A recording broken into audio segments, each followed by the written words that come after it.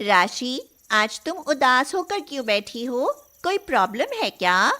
मेरी माँ मर गई है और पापा अब मेरे लिए नई माँ लाने वाले हैं। नई माँ मतलब सौतेली माँ? सौतेली माँ तो बहुत खराब होती है। मैं तो कहती हूँ अपनी सौतेली माँ के पास भी मत जाना। सुना तो मैंने भी है कनिका कि सौतेली माँ बच्चों पर बहुत अत्याचार करती है। इसीलिए तो कहती हूँ सौतेली माँ को कभी अपनी माँ समझने की भूल ना करना। वरुण का छोटा सा परिवार था। पत्नी आशा और 12 साल की बेटी राशि। कुछ दिन पहले अचानक ही आशा की मौत हो गई थी और राशि अभी बहुत छोटी थी। इसीलिए वरुण ने दूसरी शादी करने का फैसला कर लिया, क्योंकि वह नहीं चाहता था कि राशि को माँ के प्यार और देखभाल की कमी महसूस हो। इसीलिए वरुण राधा से शादी करके घर ले आता है और राशि से कहता है, राशि बेटी, अपनी माँ से मिलो। आज से राधा ही तुम्हारी माँ है। हाँ, इस सौतेली आंटी को तो मैं कभी माँ न कहूँ। ऐसा नहीं कहते बेटा, जरा मेरे पास तो आओ। मैं माँ हूँ तुम्हारी, मुझे एक बार माँ कहकर तो पुकारो। आप सौतेली आंटी हैं और हमेशा सौतेली आंटी ही रहेंगी। माँ तो मैं आपको कभी ना मानूं। यह कहकर राशि अपने कमरे में चली जाती है और वरुण को उस पर बहुत गुस्सा आता है और वह कहता है, देख लिया राधा इस लड़की को, बड़ों से बात करना भी नहीं आता। जी में तो आता है कि इसे एक तमाचा जड़ दूं, पर बिन माँ की बच्ची है इसलिए तरस खा जाता हूँ। राशि को बिन माँ की बच्ची कभी मत कहना वरुण। मैं राशि की माँ हूँ और मेरे होते कोई उसे बिन माँ की बच्ची कहे, मुझसे बर्दाश्त ना होगा। पर वो तुम्हें माँ समझे तभी ना। आज नहीं तो कल वह मुझे माँ जरूर समझेगी वरुण, क्योंकि माँ की ममता में बहुत ताकत होती है। एक दिन सुबह सुबह राशि वरुण के पास आकर कहती है, पापा, आज संडे है, क्यों ना आज हम पिकनिक मनाने चलें? चलोगे ना पापा? पहले ये तो बताओ तुम कहाँ जाना चाहती हो? झील पर चलते हैं पापा, वहाँ बोटिंग का आनंद लेंगे। तो चलो जल्दी से तैयार हो जाओ, आज हम झील पर ही घूमने चलेंगे। यह सुनकर राशि खुशी से उछलने लगती है। उधर वरुण भी खुश होकर सोचने लगता है, चलो इस बहाने राधा भी बाहर घूम आएगी। माँ बेटी साथ घूमेंगी तो दोनों में कुछ तो नजदीकी आएंगी। पर वरुण जैसा सोचता है वैसा कुछ नहीं होता। झील पर बोटिंग करने की बारी आती है तो राशि राधा के साथ बोट पर बैठने से मना कर देती है और कहती है, मैं सौतेली आंटी के साथ बोट पर नहीं बैठूंगी पापा, मैं तो आपके साथ बोटिंग करूंगी। राशि, जिद मत कर बेटा, हमारे साथ राधा भी बोट पर बैठेगी, समझी? नहीं नहीं, मैं सौतेली आंटी के साथ कभी बोटिंग नहीं करूंगी। कहीं इसने मुझे पानी में धकेल दिया तो? यह सुनकर वरुण और राधा तो जैसे अवाक ही रह जाते हैं। वरुण को राशि पर बहुत गुस्सा आता है और इधर राधा के मन को गहरी ठेस पहुंचती है, मगर राधा धीरज से काम लेती है। आंखों से आंसू टपकने को होते हैं, लेकिन उन्हें किसी तरह रोक लेती है और वरुण को समझाते हुए कहती है, वरुण, मुझे बोटिंग करने में बिल्कुल मजा नहीं आता। तुम राशि को बोटिंग करा लाओ, तब तक मैं यहाँ झील के किनारे पर बैठ जाती हूँ। राधा, तुम ये क्या कह रही हो? मैं ठीक कह रही हूँ वरुण, मैं नहीं चाहती कि मेरे कारण राशि के मन में कोई डर पैदा हो। यह कहकर राधा एक तरफ बैठ जाती है और वरुण राशि के साथ बोटिंग पर चला जाता है। उनके जाते ही राधा की आंखों में ठहरे आंसू खुलकर बरसने लगते हैं। वह फपक फपक कर रोने लगती है और रोते रोते कहती है, पता नहीं लोग सौतेली माँ को बुरा ही क्यों समझते हैं। हर सौतेली माँ तो बुरी नहीं होती। मैं राशि पर अपनी सारी ममता, सारा प्यार लुटाने को तड़पती रहती हूँ और वह है कि मुझसे नफरत ही करती रहती है। स्कूल में राशि हमेशा कनिका के साथ रहती थी। कनिका उससे थोड़ी बड़ी थी, पर थी उसकी बेस्ट फ्रेंड। एक दिन दोनों लंच करने बैठती हैं तो कनिका राशि से कहती है, राशि, तुम्हारे लिए खाना तुम्हारी सौतेली माँ बनाती है? हाँ, पर मैं तो उसे नौकरानी से ज्यादा कुछ नहीं समझती। तू उसे कुछ भी समझ, पर उसके हाथ का खाना कभी मत खाना। पर क्यों कनिका?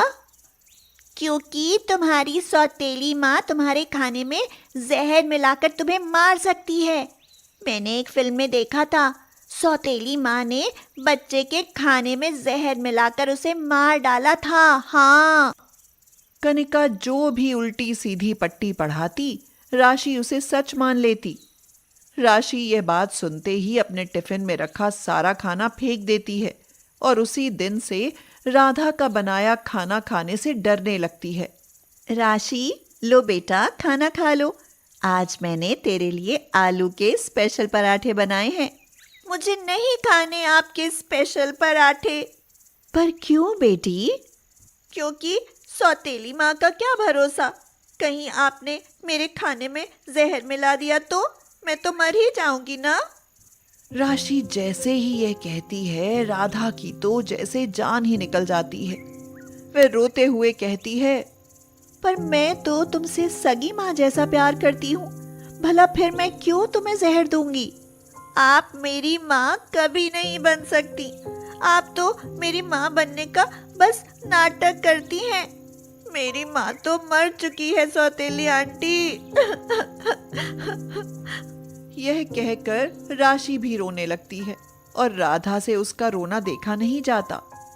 राधा राशि के आंसू पोंछकर उसे कलेजे से लगाना चाहती है, मगर राशि वो तो उसे पास ही नहीं आने देती। वो कहती है, मत छुओ मुझे, मत छुओ। आप मेरे कमरे से चली जाओ, मुझे अकेला छोड़ दो। छोटी सी लड़की के ऐसे कठोर बोल सुनकर राधा तो जैसे मर ही जाती है। वह रोते हुए किसी तरह अपने कमरे में आती है और फिर भगवान को याद करते हुए कहती है, हे भगवान, क्या माँ की ममता और प्यार की कोई कीमत नहीं रही? मेरी बेटी मेरी ममता से इतनी नफरत क्यों करती है? कुछ कर भगवान, मुझसे अब और सहन नहीं होता। कुछ दिन ऐसे ही बीत जाते हैं। फिर एक दिन राशि स्कूल से आते वक्त एक गाड़ी से टकरा जाती है और उसके सिर में गहरी चोट आती है। डॉक्टर वरुण से कहता है, देखिए, जल्दी से 5 लाख का इंतजाम कीजिए। बच्ची के सिर का ऑपरेशन करना पड़ेगा। अगर देरी हुई तो बच्ची का बचना मुश्किल है। 5 लाख रुपए वरुण के लिए बहुत बड़ी रकम थी। तुरंत पाँव कहाँ से इंतजाम करता? वरुण राधा से कहता है, लगता है हमारी बेटी की जिंदगी इतनी थी। ऐसा ना कहो वरुण, हमारी बेटी को कुछ नहीं होगा। पर खड़े पांव 5 लाख कहाँ से आएंगे राधा? वरुण, शादी से पहले मैं नौकरी करती थी। मैंने धीरे धीरे कुछ रुपए जमा किए थे। 5 लाख तो होंगे ही, उनसे हमारी बेटी का इलाज तो हो ही जाएगा। वरुण राधा से पैसे लेकर अस्पताल में जमा करा देता है और डॉक्टर उसका ऑपरेशन कर देते हैं। डॉक्टर साहब, मेरी बेटी कब तक होश में आ जाएगी? भाई वरुण, अभी कुछ नहीं कहा जा सकता। 2 घंटे छोड़ कई दिन बीत जाते हैं, पर राशि को होश नहीं आता। यह देख राधा और वरुण बहुत घबरा जाते हैं। डॉक्टर साहब, मेरी बेटी को होश क्यों नहीं आ रहा? लगता है बच्ची कोमा में चली गई है। अब तो भगवान ही कुछ कर सकता है मिस्टर वरुण। यह सुनकर राधा और वरुण बहुत दुखी हो जाते हैं और मंदिर में जाकर भगवान के आगे हाथ जोड़कर खड़े हो जाते हैं। हे भगवान, हम पर दया करो, हमारी बेटी को होश में लाओ। जब तक मेरी बेटी को होश नहीं आता, मैं आपके द्वार से नहीं हटूंगी और ना ही अन्न जल ग्रहण करूंगी। राधा, तुम पागल हो गई हो क्या? अन्न जल का त्याग करके क्या बेटी होश में आ जाएगी? हाँ, जरूर आ जाएगी। वरुण, भगवान को इस दुखियारी माँ पर दया करनी ही पड़ेगी। यह कहकर राधा मंदिर के द्वार पर बैठ जाती है और अन्न जल ग्रहण करना छोड़ देती है। कई दिन बीत जाते हैं, पर राशि होश में नहीं आती। उल्टे राधा बेहोश होकर गिर पड़ती है और राशि के बगल वाले बेड पर पहुंच जाती है। बेटी तो संकट पे थी ही, अब मां पर भी संकट टूट पड़ा। मिट्टी में मिल गया भगवान का भरोसा। लगता है न बेटी बचेगी और न ही बेटी की मां। वरुण यह कह ही रहा होता है कि तभी राशि को होश आ जाता है। पापा, पापा, मुझे घर जाना है। हाँ बेटी, घर भी चलेंगे। तभी राशि की नजर राधा पर पड़ जाती है। बेहोश राधा को देख राशि पूछती है, पापा, इन सौतेली आंटी को क्या हुआ है? इसने तेरी जान बचाने के लिए खुद की जान जोखिम में डाल ली बेटी। पर कैसे? राशि के यह पूछने पर वरुण उसे सारी बात बता देता है और उसकी बात सुनकर राशि की आंखें नम हो जाती हैं। वह बेहोश राधा को माँ माँ कहकर पुकारने लगती है। माँ, माँ, उठो ना माँ। जैसे ही वह राधा को माँ कहकर बुलाती है, राधा को होश आ जाता है और वो कहती है, तू ठीक हो गई मेरी बच्ची। हाँ माँ, मैं ठीक हो गई। राशि के मुंह से माँ शब्द सुनते ही राधा के कमजोर शरीर में एकाएक जान आ जाती है। राधा वरुण से कहती है, देख लिया वरुण, भगवान ने मेरी सुन ली ना। हाँ राधा, सुन ली। आज मैं भगवान से सच में बहुत खुश हूँ। आखिर भगवान की दया से राशि ने तुम्हें अपनी माँ मान ही लिया।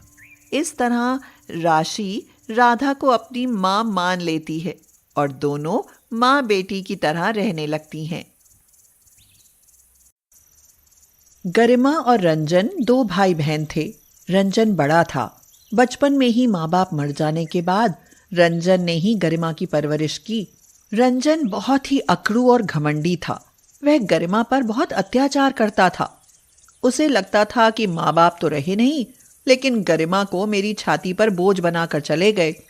इसीलिए वह गरिमा को इतना परेशान करता था कि वह खुद ही घर छोड़कर चली जाए ताकि उस पर कोई उंगली ना उठाए। क्या कर रही है गरिमा? चल मेरे लिए जल्दी से मैगी बना। भैया, मैं अपने लिए भी बना लूं क्या? मेरा भी मन कर रहा है। नहीं बनानी, सिर्फ मेरे लिए बनानी है। रसोई में रात की रोटी पड़ी होगी, तू वही खा ले। गरिमा उससे डरती थी, इसीलिए उसे मैगी बनाकर उसने दे दी। रंजन खुद ही सारी मैगी खा गया।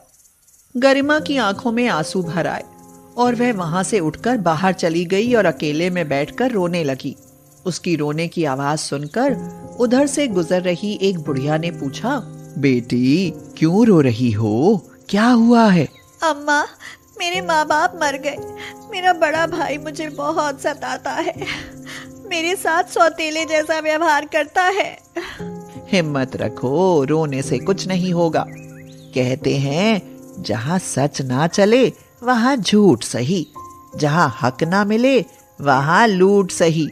तुम ना खूब मेहनत करो और कुछ बन कर दिखाओ। एक ना एक दिन उसे अपनी गलती का एहसास जरूर होगा। हाँ। ये कहकर बुढ़िया तो चली गई और गरिमा जब घर गई तो देखा कि रंजन पलंग पर लेटा हुआ टीवी देख रहा है। गरिमा को देखते ही वह बोला, हाँ, हो गया सैर सपाटा। कहाँ घूम कर आ रही हो? घर की तो कोई चिंता है ही नहीं। अरे माँ होती तो आज ऐसे खुली ना घूमती। चल एक काम कर, मेरे लिए 2 अंडों का ऑमलेट बना दे और साथ में मैगी भी। और खबरदार तूने उसे छुआ भी तो मैगी के बिना तो मेरा पेट ही नहीं भरता। गरिमा मन ही मन बोली, जहाँ हक ना मिले वहाँ लूट सही। सही कहा था अम्मा ने। आज मैं भी खाऊंगी ऑमलेट और मैगी भी। गरिमा ने मैगी बनाकर साइड में रख ली और ऑमलेट बनाने लगी। उसने सोचा कि जब तक भैया अंदर टीवी देख रहे हैं वह चुपके से मैगी खा लेती है।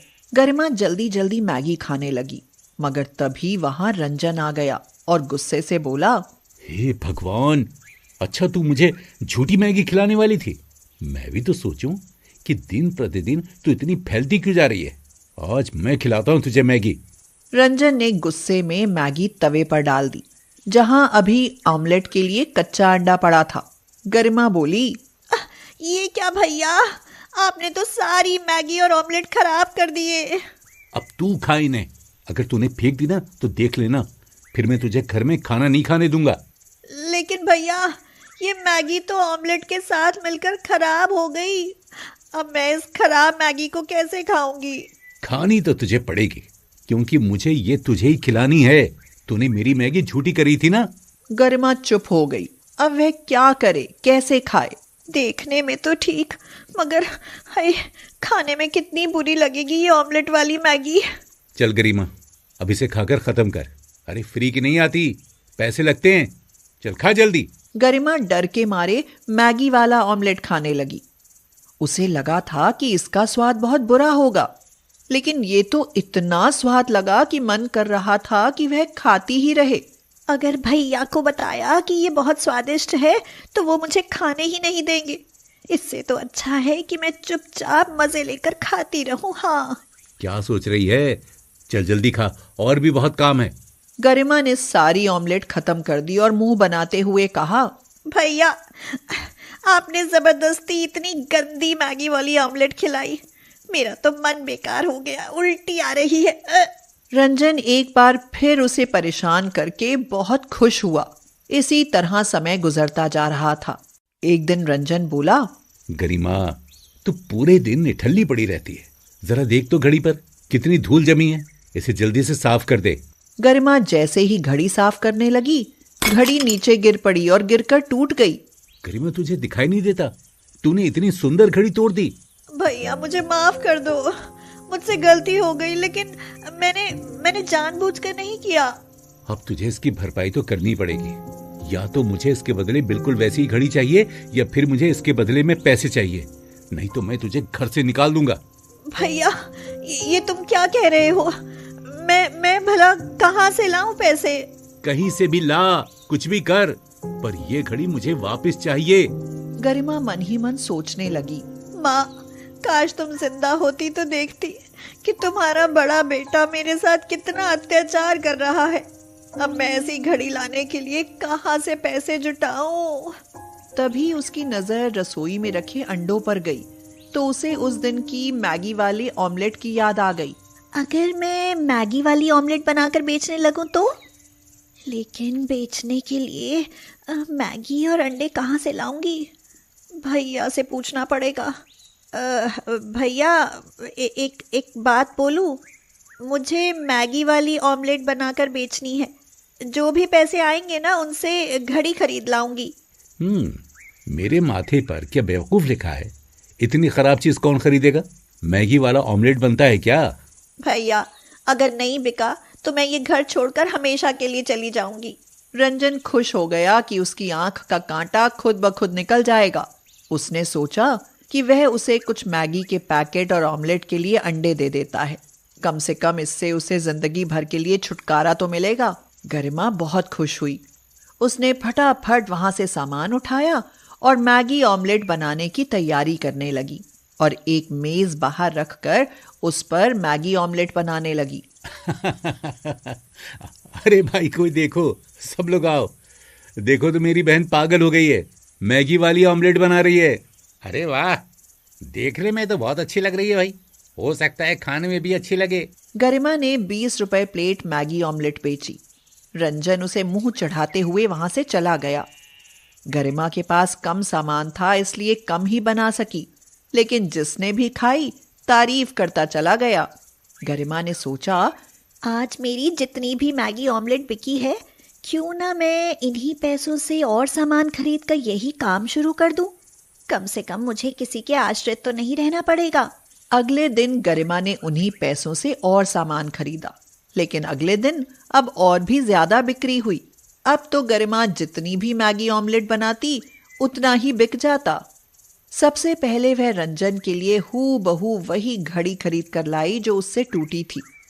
फिर उसने अपने लिए एक ठेला खरीदा और वह बाजार में जाकर मैगी ऑमलेट बेचने लगी। धीरे धीरे वह मैगी ऑमलेट वाली के नाम से मशहूर हो गई। रंजन तो उससे पहले ही जलता था, अब और भी ज्यादा जलने लगा।